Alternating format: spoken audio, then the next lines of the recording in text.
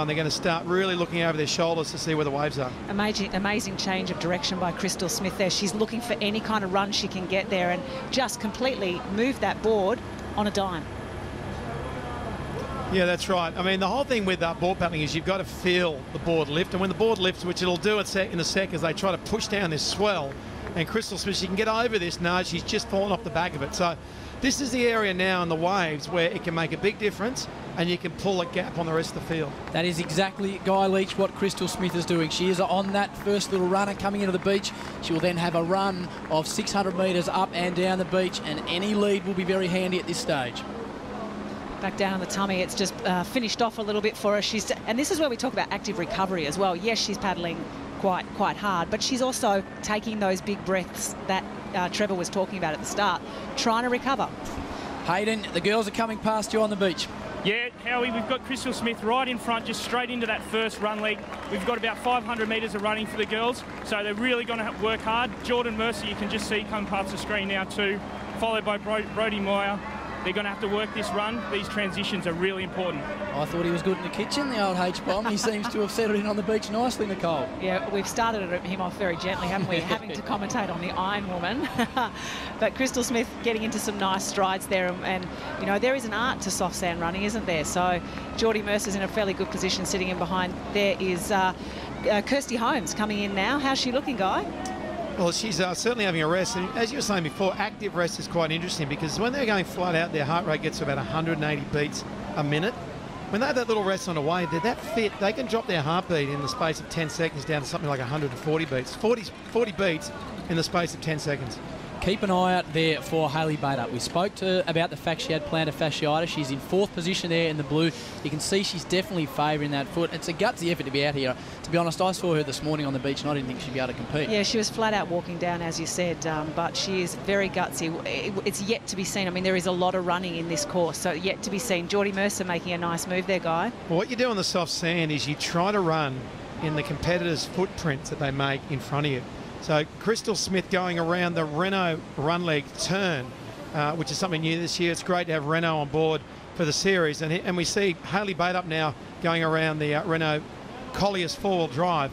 And the thing with this, you get an impact. The sand gets pushed down from the competitor in front. And what you got to try to do is try to land in that spot, and it makes running much, much easier. Our first glimpse of the girl that finished 2nd overall, but won 4 of the races last year. Elizabeth Plumer's there in gold. And we'll keep our eye open for Courtney Hancock. Here she comes. So number 1 and number 2 coming into this. They're just sitting in that second group, aren't they? A little bit of work to do for Courtney, but early doors so far. Well, early days, but let me say, Courtney Hancock will not be happy sitting back in that position. I mean, she's had a poor board leg, which is something that she's normally good at, and she will not be happy with that. She's a girl that's done the Triple P this year. She's won the series last year, the Australian IronWomen title, and the Coolangatta Gold. And that has not been done in 1 year.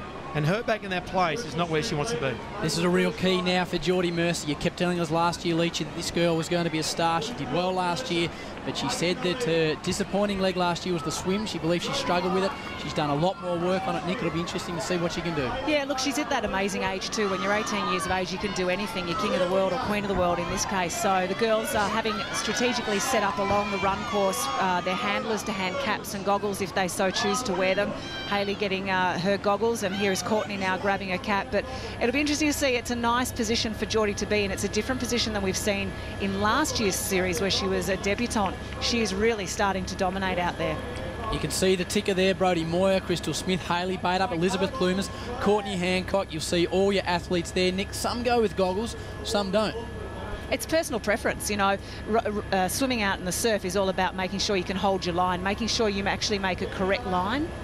Well, Nikki Chapman's in the top 10. That's a great effort, isn't it? We saw that Courtney Hancock back in about 12th, 13th spot, so that's not where she wants to be. She will come up through the ranks, but at the moment, it's Geordie Mercer, her 2 best legs, the board and the run leg. And it's interesting, Nick, you were saying that, talking about swimming. Yeah. Now, swimming is something that's easy to do when you're fresh. Yeah. When you're tired and it's not your leg, your legs, then you really struggle. Yeah. And Geordie Mercer's problem's been in the past that when she swims tired, she has problems. She's already dropped back to 5th there, so she's now in the white cap at the back of that group. So a bit of a concern, but someone that's doing well is Hayley Baitup. She's moved straight into first place. Indeed, Hayden, you've got a special guest on the beach. Sure do, Howie. I'm down on the beach here with the great Naomi Flood, 2009 winner of the Kellogg's Nutri-Grain IronWomen. Floody, Crystal Smith, you're handling for her today. Come out of the water first. What are your thoughts? Yeah, Crystal had a flying board. She was really aggressive at the start, which we spoke about.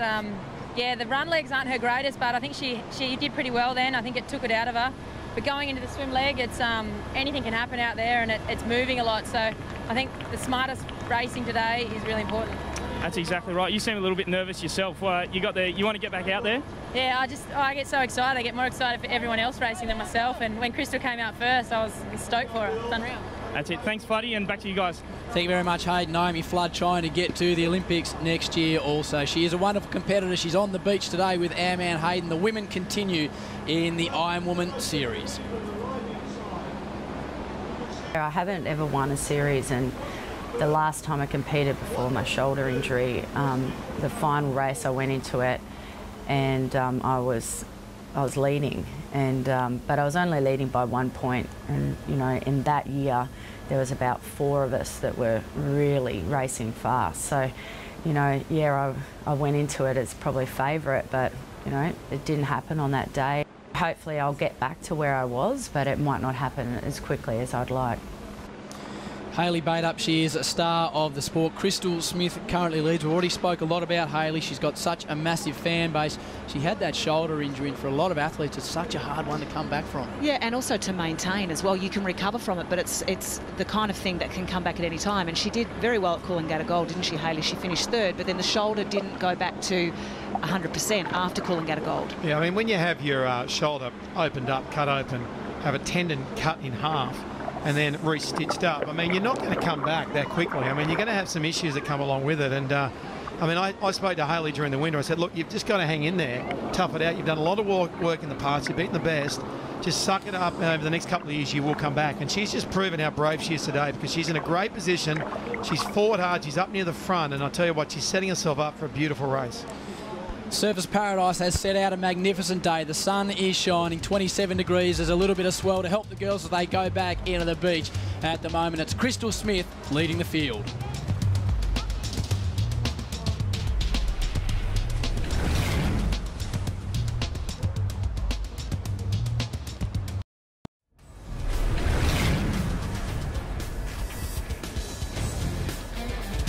Welcome back to the Kellogg's Nutri-Grain IronMen and IronWomen series. We are in Queensland, and this is just a beautiful part of the world. As we have a look at some of the shots up north, far north Queensland. Nick, you've done some fine holiday work up there. Actually, it was working, but I got to go to the beautiful Hayman Island and Hamilton Island, and this is what you get to see travelling between the two destinations. There is just a wealth and a world of beautiful beaches and just fantastic places to be. What work was that, Nicole? It was work. Trust me, it was work. Right. You can't call it work when it's in this destination. These are the girls going in the action right into the break zone. Keep an eye out for the lady on the right-hand side in yellow, Elizabeth Plume. She's come from 7th position and got an absolute belter from the back. Yeah, well, she moved forward, and another wave coming through now for her, so she should jump onto this one, which will push her further forward. So it's not easy getting onto the white water. Head down, driving off the front, keeping your weight into your shoulders and really keeping your head. There you go, and then it doubles up, and that's the lead that she needs. Well done. Yeah, it was nicely done, but also moving up there as well, that we'll see in just a moment, was Courtney Hancock, because she was really struggling. You gave her a massive serve, Guy, about not being in a very good position, but she was just slightly back from there. And as we take a look at live shots now, she is in 2nd place. So it goes Plumers, she heard you, Hancock. Must have. And then it goes Crystal Smith. So she's done very, very well. The girls very tight around the can. This is a fantastic race now. We spoke at the start of the day, and you thought it could well come down to Plumers and Courtney Hancock. Crystal Smith hanging on though. She's a very strong swimmer. Yeah, and look, it goes well for her, because this is probably her worst race, one of sort of 2 worst races out of 6.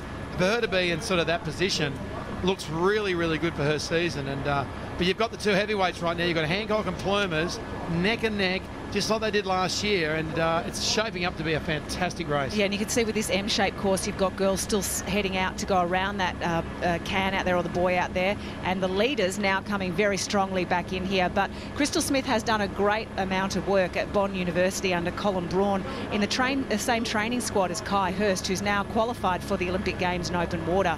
So they are doing a great wealth of work. This transition zone, guys, where we saw so many races won and lost last year. Plumer's just leading Courtney Hancock. The surf skills come into play now. Yeah, well, you get into that area and it just makes such a difference. You saw Plumer's end really and truly just get in a position where she pulled forward. I'm sure Courtney Hancock got a wave too to get back up where she was. She was back in 12th position, which is a long way back. Rebecca Creedy also going nicely in the middle of the field. She was a Commonwealth Games athlete swimming. She's done some very nice work in the series last year, and this year she's gone full time. She's given herself a year to make an impact in this sport.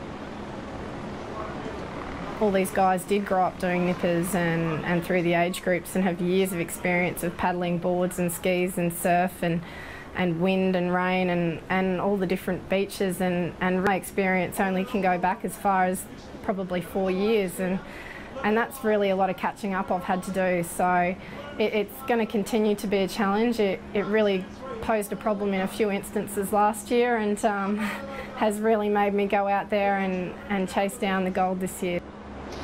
Well, she certainly has made a good transition into surf lifesaving. In fact, she only started paddling a ski 4 years ago, Rebecca Creedy, so we'll keep an eye on her on this tricky little break here at Surfers Paradise. But at the moment, it's all the usual suspects that we saw competing so well. The top 3 girls from last year's series: Courtney Hancock, Liz Plumer's and Crystal Smith.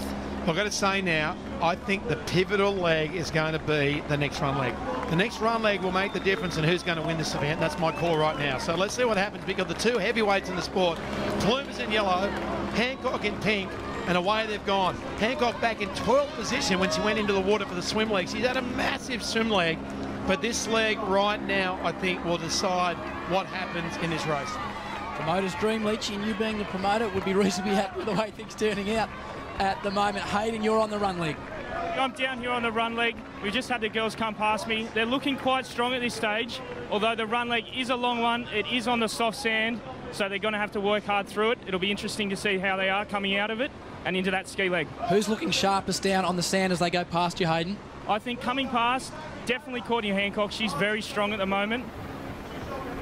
Very nicely done. You can see there the completed legs. It's a 5.9 kilometre race. We've done the board run, we've done the swim, and this is the run now. After that, it is the ski and the run. Yeah, and as I said before, I think this run leg's going to make a big difference. You're getting into sort of the middle part of the race, Nick. This is where they're going to start to tire. They're in a position now where they could make some mistakes. And the ski leg next, the ski leg through that tricky little break in the shore. One mistake, gone. Yeah, absolutely. Sometimes luck plays a little bit of a role there, skill as well, but right now the blood is just pumping through their legs, and then they're going to go and sit on the ski and have those legs working a little bit, but mainly still. So that's when the lactic acid starts to pool in the legs and the arms do start to sting, but they need to get through this first. And Courtney Hancock seems as though she's just bouncing along, doing it quite easily. Been doing a lot of training on her own. We just saw her sister in purple, Bonnie Hancock. They've done a lot of training, and Courtney was saying rather than just train in the morning, she's been training in the middle of the day in the heat to replicate this exact run now. Well, there you go. See, they come out of the water together. There was the 3 of them. There was Hancock, there was Plumer's, and there was Smith. Now the gap's already been built between the 2 in front. Smith's back about 15, 20 metres. This is the telling leg right now. Here goes Hancock. Hancock's making a move now on Plumer's. She's really going, picking up the pace. This is it right now. Courtney Hancock has just absolutely put her foot down. You can see Elizabeth Plumer's there trying to hang on. She is the Coolangatta Gold champion, this lady in front. She is the current series champion. She is the Australian IronWomen champion. She has never won a round of this series, Nicole. No, and she's fairly determined to prove that she is deserved of the crown from last year by winning this first up series. But I tell you what, she's not going to let her go, Elizabeth Plumer's. She only finished 50 seconds behind her at Coolangatta Gold. She's not going to let her go. All right, Courtney Hancock will now head out. They head down towards the water. There is one leg to go. It is the ski leg. Keep an eye out for the girls here. They'll be trying to punch their way through that little shore break. They've got their handlers holding the skis for them beautifully in position. Let's hear Courtney Hancock's thoughts.